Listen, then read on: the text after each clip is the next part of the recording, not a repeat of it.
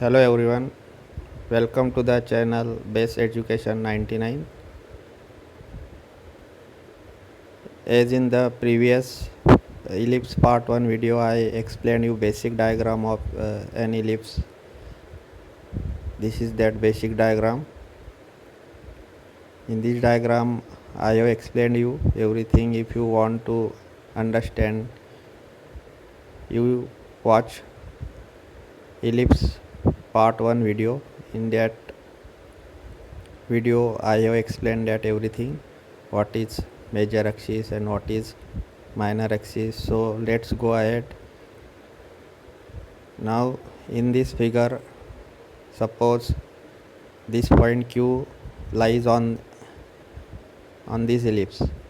This is the point Q, and we know that the sum of the distances from a point on ellipse from the both focus always equal to 2a. So suppose this point lies on an ellipse, so the distance from first focus is f1q and from second focus distance is f2q. So if you will add these both distances from point q, so f1q and f2q, here f1q and f2q, suppose that point here given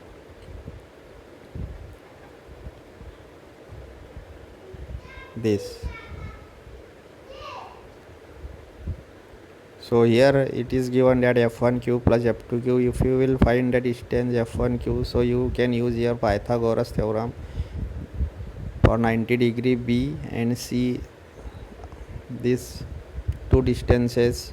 So you can use for f1q Pythagoras theorem square root b square plus c square. For the same f2q also same distances are there, b and c. So square root of this b square plus c square, if you will add that, so 2 square root b square plus c square. So this is the sum of the two distances. So by the definition of an ellipse, the sum of the two distances always equal to 2a. So 2b square plus c square here we have find, so that is always equal to 2a. So a is always equal to square root of b square plus c square. If you will remove that square root, so a square always equal to b square plus c square. This you have to remember. So what is a? A is equal to the length of the semi-major axis. This is a. It is given a is the length of the semi-major axis. What is b? Length of the semi-minor axis. This is b. So, and what is c? C is the distance from the center of both focus. F1 OF1 also C and OF2 also C. So a square always equal to b square plus c square. That you have to remember. A square equal to b square plus c square. This formula is very important. A square equal to b square plus c square. So now some special cases here given in for ellipse. Here c square also you can find. C square you have to transfer that to c square will become a square minus b square.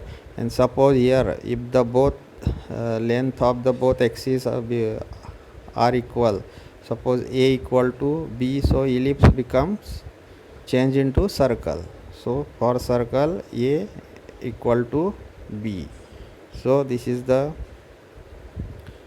special case for ellipse. So now what is eccentricity?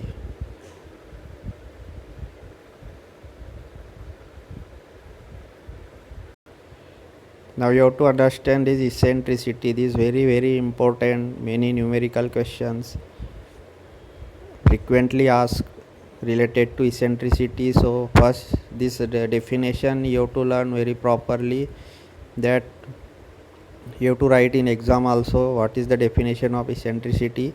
The eccentricity of an ellipse is the ratio of the distances from the center of the ellipse to one of the foci and to one of the vertices of the ellipse. So that's it is given eccentricity denoted by E, and E is always equal to C upon A.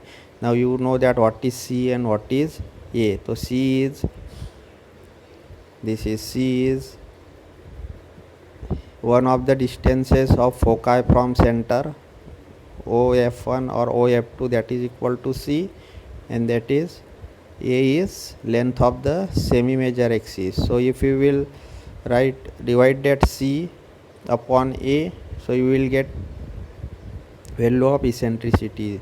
So that you have to remember eccentricity E always equal to C upon A. So what is C?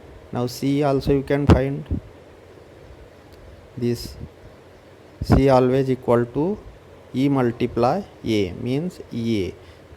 So that also you can find the value of C. Eccentricity E is given and length of the semi-major axis A is given. So you can find the distance of one of the foci from vertex C is equal to A multiply E. So hope you understood this properly. Don't forget to share and subscribe this channel to help everyone. Now see you in the next video, ellipse part 3. So we will go ahead and we will explain more properties of an ellipse. So thank you very much.